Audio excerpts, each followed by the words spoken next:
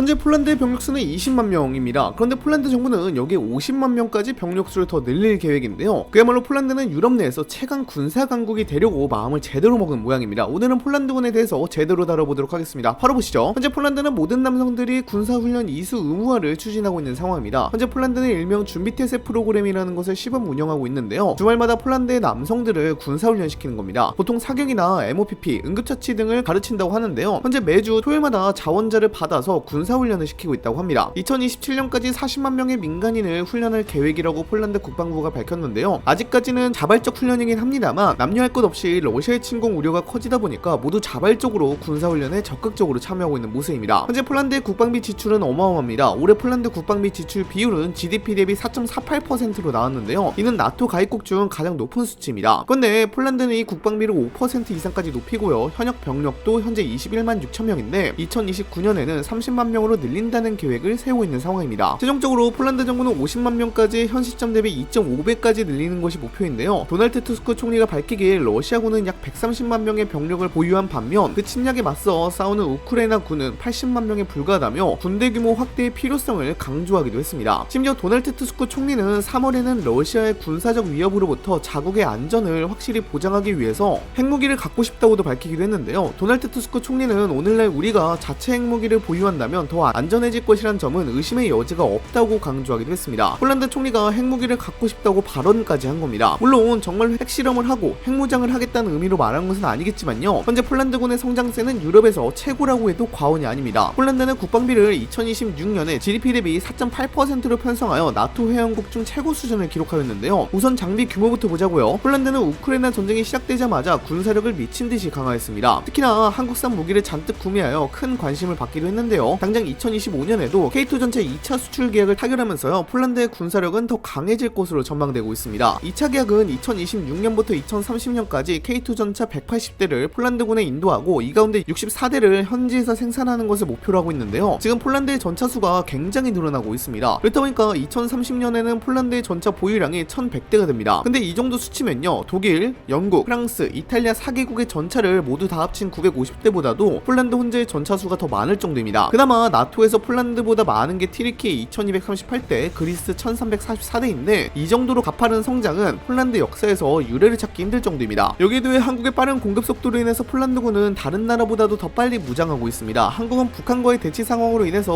어느 정도 규모 있는 군수업을 유지해야 했는데 독일과 프랑스 같은 나라들은 군수업을 그저 내다버린 수준으로 키우다 보니까 납기를 잘 맞추지 못했습니다. 하지만 한국은 납기보다 더 빠르게 공급을 해주다 보니까 폴란드는 다른 나라보다도 더 빨리 무장을 하게 되었는데요. 당장 11월 30일에 하나 에어로스페이스는 K9 자주포 21문을 추가로 인도했습니다. 폴란드는 2022년 K9 자주포 672문을 도입했는데요. 2022년과 2023년 두 차례에 걸쳐서 이미 364문을 인수한 상태인데요. 여기에 다연장 로켓인 천무도 1, 2차 계약으로 총 290대를 주문했는데 이미 올해 중으로 126대가 인도가 완료된 상태입니다. 하나 에어로스페이스는 기존 계획보다 2년 더 빨리 공급해주고 있어서 폴란드도 빠르게 무장을 할 수 있는 상황입니다. 이에 비해 독일이나 프랑스는 제대로 공급조차 해주지 못하고 있는데요. 당장 덴마크 같은 경우에는 프랑스산 자주포를 선택했는데 아직도 공급이 제대로 되지 못하고 있습니다. 대표적인 게 덴마크인데 2017년 5월에 프랑스 세자르 자주포 19문을 주문해 2019년까지 인도받을 예정이었으나 여러 번 인도가 미뤄지더니 2020년 6월에 인도 강제 중단을 통보받게 되었습니다. 지금은 K9 자주포 도입을 검토하고 있고요. 더 심한 건 체코인데 체코는 2021년에 프랑스산 세자르 자주포 62문을 계약했는데요. 세자르 자주포의 성능 문제로 인해서 지금 K9 자주포를 도입하려 생각 중인 모양입니다. 거기다가 독일 같은 경우에는 자국의 PGH 2000 자주포를 12문 주문했습니다. 그런데 아직도 인도받지 못했는데요. 아직도 단 한 대도 인도받지 못한 상태입니다. 2026년까지 전량을 받기로 했는데 더 늦어질 가능성이 높다는 전망이 나오고 있죠. 하지만 이에 비해 K9 자주포는 일주일에 두세 대씩 생산되고 있다 보니까 폴란드는 같은 유럽산 무기보다 한국산 무기를 활용해 다른 나라보다도 더 빨리 무장을 할 수 있는 상황입니다. 이와 더불어 폴란드의 경우에는 H-64의 아파치 공격 헬기 96대를 주문하였는데요. 보잉이 바로 생산 중인 상황입니다. 폴란드의 이번 주문은 아파치 프로그램 역사상 미국 외 지역의 최대 발주 규모인데요. 보잉은 2028년부터 아파치 공격 헬기를 인도할 예정이라고 합니다. 이미 폴란드군은 아파치 조종사와 정비 인력 양성을 시작하기도 했고요. 폴란드군은 미 육군으로부터 아파치 헬기를 8대 인차하여 운용 중인 상황인데요. 비단 한국산 무기뿐만 아니라 폴란드의 군사력만 강화가 된다면 어느 나라든 가리지 않고 무기를 구매해 군사력을 강화하고 있습니다. 그 외에도 폴란드는 8월에 군사적 위협을 이유로 대인지뢰 금지 협약을 탈퇴를 하여 2026 2026년 2월부터 대인 지뢰를 생산할 수 있게 되었는데요. 리투아니아와 핀란드도 같이 탈퇴해서 자국과 우크라이나에 공급할 대인 지뢰를 생산할 예정입니다. 폴란드는 그리고 주변국들에 계속해서 군사력을 강화하라고 요구 중인 상황입니다. 폴란드를 비롯하여 핀란드와 루마니아, 불가리아 같은 나라는 러시아와 인접해 있는 나라다 보니까 러시아의 침공 위협을 직접적으로 느끼는 나라들입니다. 그렇다 보니 군사력 강화에 매진하고 있는데요. 하지만 계속해서 말씀을 드리지만 나라마다 러시아의 위협을 느끼는 강도가 다 달라서 군사력 강화를 제대로 하고는 있지는 않은 상황입니다. 당장 프랑스 외교 전문지인 르그랑 콩티넂이 발표한 국제 여론조사에 따르면요, 폴란드에서는 러시아와의 전쟁 위협이 높다고 77%가 응답했는데 포르투갈은 39%, 이탈리아는 34%로 나타났습니다. 러시아와 멀면 멀수록 군사력 강화를 할 필요를 못 느끼고 있죠. 물론 폴란드가 이렇게 군사력을 강화하면 할수록 폴란드의 재정에 무리가 갈 수 있다는 지적도 분명히 있습니다. EU에서는 안정성장 협약에 따라 연간 재정 적자를 GDP의 3% 이내, 국가부채를 GDP의 60% 이내로 관리하도록 규정되어 있습니다. 그런데 2024년 기준으로 폴란드는 재정 적자 비율이 3%를 초과해 6.5%를 기록하고 있는데요. 그렇다 보니 국방비를 대폭 증액하면 국채 발행 등이 불가피한데 이러면 폴란드의 경제에 악영향을 준다는 분석이 여럿 있습니다. 하지만 그런데도 폴란드는 러시아의 위협이 코앞이라고 판단하고 군사력을 계속 강화 중입니다. 폴란드의 군사력 증강을 가장 불편해하는 나라는 러시아가 아니라 어쩌면 독일과 프랑스일지도 모릅니다. 왜냐하면 지금 폴란드가 하는 행동은 단순히 군대를 키우는 수준이 아니라 유럽 내부의 힘의 균형 자체를 흔들고 있기 때문입니다. 유럽연합에서 전통적으로 군사와 외교의 주도권은 독일과 프랑스가 지고 있었습니다. 독일은 경제력으로, 프랑스는 핵무기와 군사력으로 유럽을 이끌었습니다. 그런데 폴란드가 등장하면서 이 구도가 조금씩 깨지고 있습니다. 병력 규모,